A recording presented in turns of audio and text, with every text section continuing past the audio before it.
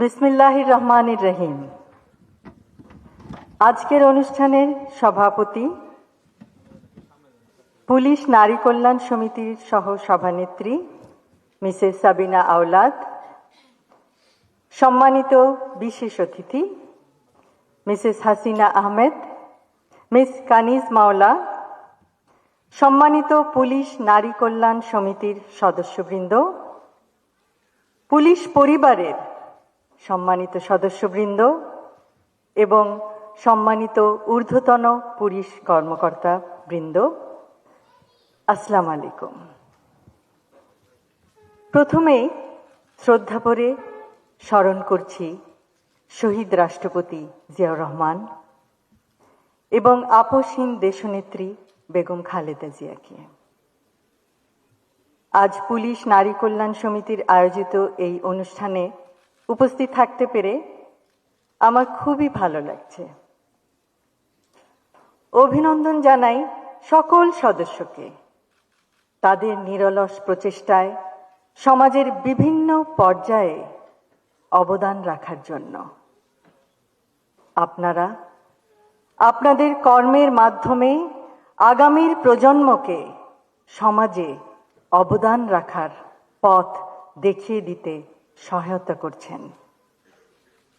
অতীত, বর্তমান ও ভবিষ্যতের সামাজিক উন্নয়নের লক্ষ্যে গৃহীত সমাজ সেবামূলক আপনাদের পরিকল্পনাগুলি সমন্বিতভাবে একটি সুন্দর, সুস্থ, মানবিক সমাজ গঠনের ভিত্তি। আমরা সকলে যদি নিজ নিজ ক্ষেত্রে কাঙ্ক্ষিত সমাজ গঠনে অবদান রাখি, তাহলে নিশ্চয়ই সেটি বাস্তবায়ন করা সম্ভব ইনশাআল্লাহ। নারীরা পরিবার ও সামাজিক উন্নয়নের ক্ষেত্রে কেন্দ্রে থেকে স্বাস্থ্য, গ্রামীণ উন্নয়নে অংশ নিতে পারে। কন্যা শিশুদের নিরাপত্তা ও সুন্দর মানবিক বিকাশ নিশ্চিত করার মাধ্যমে প্রতিটি মেয়ে যে ভবিষ্যৎ নিজের জন্য গড়তে চায়, সেই পথে রাষ্ট্র ব্যবস্থা প্রতিবন্ধকতা সৃষ্টির পরিবর্তে তা এগিয়ে নেবে।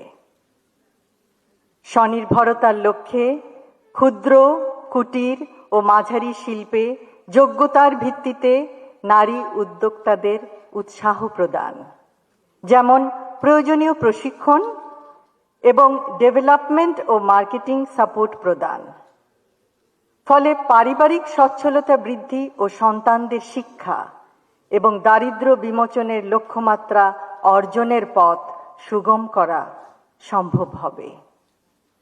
সবশেষে আজকের এই সুন্দর অনুষ্ঠানটি আয়োজনের জন্য পুলিশ নারী কল্যাণ সমিতির সকল সদস্যকে জানাই আন্তরিক ধন্যবাদ এবং তাদের সকল কর্মকাণ্ডে উত্তরোত্তর সর্বাঙ্গীন সাফল্য কামনা করি।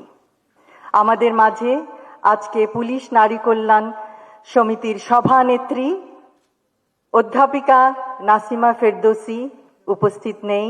আমরা তার আশু রোগ মুক্তি কামনা করছি মহান আল্লাহ তাআলার কাছে। সকলকে ধন্যবাদ। আল্লাহ হাফেজ।